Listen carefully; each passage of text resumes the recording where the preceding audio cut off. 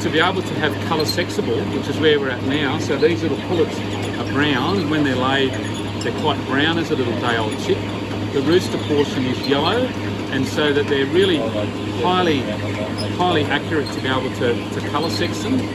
Before that, we had feather sexing, which was a genetic thing that was sex linked to the male. And before that, the only way to do it is because they've got internal genitalia.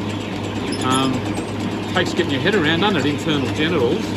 They've all got the one orifice, the male and the female. So the only way of telling what they were when they're hatched was vent sexing. So you had to squeeze the first little poo out of their passage, invert that, and with the knowledge of what you were looking for, see the sex organs of the male or female. So where we want to end up with, and I think that we will as we progress in terms of our science and our genetics, is to be able to not even have an egg hatched as a male.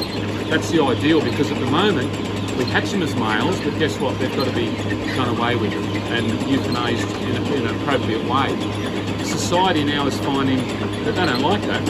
But hey, when those males used to be used for chicken meat, before the chicken meat genetically became a little bit like beef and dairy, completely different within the one mammal. In birds, your chicken meat and your laying hen are completely different genetically, so far opposed. So with the meat chickens, boys and girls both get reared, and they actually sex them at times to rear them separately for different reasons. But in the layer industry, we can't do anything with the males now. So what proportion is being born male? About 50%. Okay. Yeah. So there's genetic research going on overseas and in Australia, and there's also they're finding it really difficult to get over that next hurdle of being able to check in ovo, so that means before they're hatched, what sex they are. They're thinking, and the next lot of research seems to be going along, instead of a 21-day hatching of an egg, at about day 16 or 17 to be able to in ovo sex them, so you're not actually hatching the egg out, and that seems to have more acceptance publicly. But ideally you don't want to be doing that, because you're using incubator resources and a whole lot of other resources. If we can actually just produce female, or have the egg as it's fertilised, be able to tell, or even at 1 or 2 or 3 days tell that it's male, and discard it, then what a saving for industry. And that's where we want to end up at. Part of the research has also tried to skew, instead of having 50-50 male and female, skew it to have 70% female, 30 male, and that's more acceptable. So there's a lot of work in this area, and it's quite exciting as an egg producer to think that we will get there, as progressive as humans are. If we're going to land on the moon again with women in the second tranche of what's happening in that space, and land people on Mars, surely we can get our sexing right with chickens before they're hatched. And I think because the life cycle is so much quicker than, cattle and sheep, and the process is faster to work out. And that's why a lot of scientists like working with chickens, because it is so quick. And if you want to see what's going to happen in your genetics in terms of selecting for a particular trait, you find out what that's like in 20 weeks, as opposed to beef or sheep, where you're talking about a year or 2 or 3 or sometimes life cycle to be able to see what is it that you've done in terms of genetic outcomes. So really exciting stuff. I got really excited when we didn't have to use a hot blade to beak trim the birds anymore. So now the birds are put into a carousel, and with infrared treatment, I'm sure it's infrared, it's certainly light, and it's a combination of duration and intensity in a fixed carousel that actually stops that little beak growing. So you can see how in this shed here, the beaks are very blunt, so the birds aren't aggressive and they can't cannibalise each other. And it's such low cost to us as a producer to buy the chickens. To get these in like we traditionally used to do at day 10, handle every bird, hot blade beak trim them. If we didn't have high level of expertise, there was nothing, to lose 100, 200 or 300 birds just through the beak not being sealed, or have been too hot and the beak would burn, because the beak's really vulnerable to heat. So, gee, we've moved a long way in our industry in terms of better welfare outcomes, and it'll keep happening. We just hope the consumer gives us time to adjust to those rather than expect it all at once. People get confused in thinking with ruminants, they like grass, and ruminants are fluid. You ever seen an open Cow, sheep. Yeah, like the rumen, it's just all flowable material. A gizzard is really grindy and it's grain and very little moisture in it. And that's what these birds are meant to do. So when you put birds out into a free range situation, they eat grass, guess what?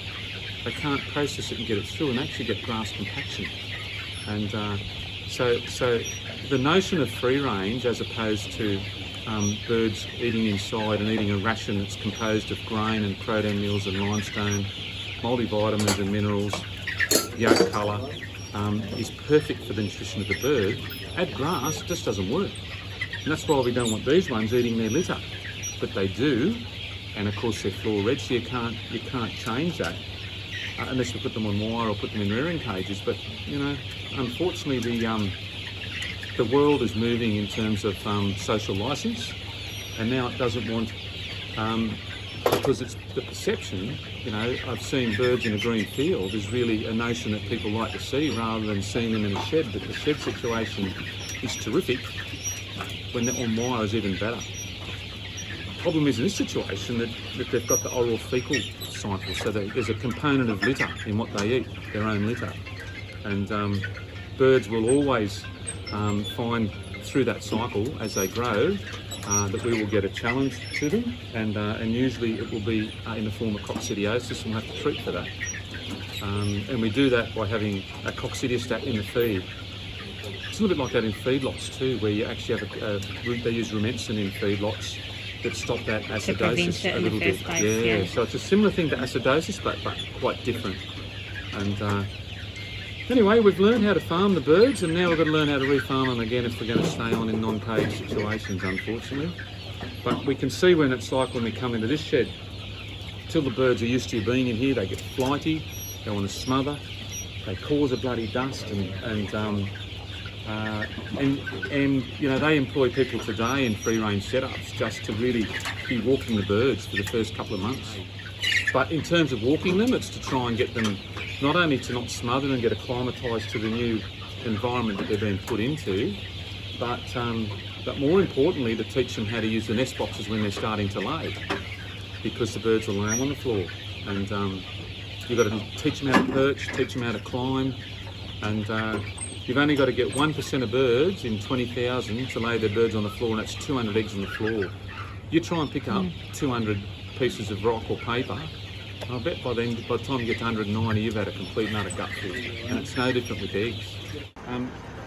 The birds haven't now got their natural immunities to everything because they've still got some vaccinations they've got to get in their adolescent phase, and I think people really understand that now. I understand it better because of COVID as well, and what it means in terms of a vulnerable population. And there's a population of birds that are vulnerable to a whole lot of wild strains of challenges that we try and keep them in sheds to prevent.